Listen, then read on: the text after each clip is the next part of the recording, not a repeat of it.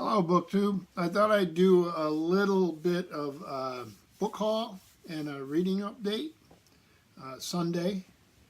And I did get a chance to go out this morning. Worked all day yesterday. We had a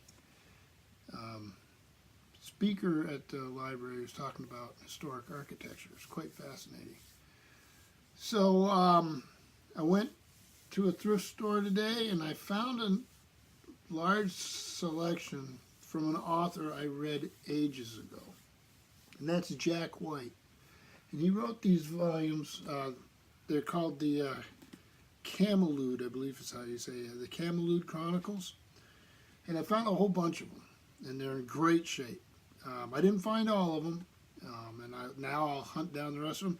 I can't remember how many of them I read. I read the first few when they first came out, and I don't think I ever finished them for one reason or another. So the first one I have here is The Sky Stone by Jack White. The extraordinary story, totally original, and clearly there's a lot more excitement to come in the upcoming volumes. And Rosamund Pilcher blurb there. Really nice shape. We all know the story, how Arthur pulled the sword from the stone, how Camelot came to be, and the power struggles that ultimately destroyed Arthur's dreams. But what of the time before Arthur? What were the forces that helped create him? And how did the legend really come to pass? Before the time of Arthur and Camelot, Britain had become a dark and deadly place, savaged by warring factions of Picts, Celts, and invading Saxons. The Roman citizens who had lived there for generations were suddenly faced with a deadly choice. Should they leave and take up residence in a Roman world that was corrupt and utterly foreign, or stay and face the madness that would surely ensue when the Roman legions, Britain's last bastion of safety for the civilized, leave? For two Romans, Publius Varus and his friend Caius Britannicus, there can be only one answer. They will stay, try to preserve what is best of Roman life, and create a new culture out of the wreckage. In doing so, they will plant the seeds of the legend. For those two men are Arthur's great-grandfathers, and their actions will shape a nation and forge a sword known as Excalibur. So there's the first one.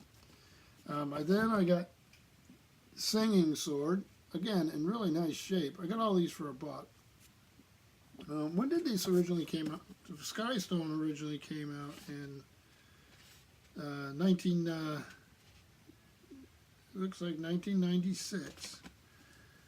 And then Singing Sword came out in also 1996. So there's that. Again, in really nice shape. Let's see what we have here. The legions have departed. The last vestiges of Roman authority are gone, and a thriving colony that has lasted for more than 400 years is poised on the brink of destruction. Publius Varus and Caius Britannicus are two Romans who choose to stay, choose to fight for their adopted land. They will build a hilltop fort that will withstand the onslaughts of the barbarians who seek to plunder Britain's wealth. Out of their struggles, a new Britain and a new people will emerge, Britons who are carefully crafted alloy, a tempered fusion of Roman and Celtic greatness. And one thing more, again, the grandfathers of Arthur. And then there's two that I'm missing. I've got written down here. The Eagle's Brood and the Saxon Shore. So those are the first two. Missing the next two. And then I have the next one after that. Again in great shape. This is The Fort at River's Bend, Book 5 of the Camelud Chronicles by Jack White. And that was 99. So then the next one, The Sorcerer, Metamorphosis.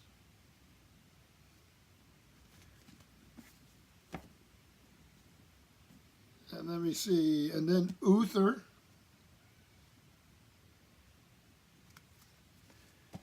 Miss one, The Lance Thrower, and then get the final one, The Eagle. Hopefully it's not too much glare. There's a lot of glare there. It's hard for me to tell on this camera. You can tell I'm trying to move around to figure things out. So out of all of them, I got 1, 2, 3, 4, 5, 6, and I'm missing 3. So I'll hunt those down. So that was the book haul for today.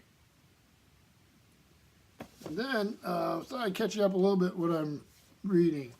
For Boldly Govember, Matt Wall's read along. I'm actually reading on my e-reader, which I don't do a lot, but I found a volume I was really interested in. It's Star Trek: The Eugenics Wars, Volume 1 by Greg Cox, and it's the rise and fall of Khan Noonien Singh, and it has a pretty good start so far. I've really enjoyed it. So I'm reading that, and then I'm also reading for Steve Donahue's read along, Herman Melville's Moby Dick or the Whale. Really, really enjoy this novel. So I'm trying to catch up with everybody else. It's been a busy month, but so I'm reading that, and then I'm also just started really Ian M. Banks' Consider Phoebus. Just a little into that.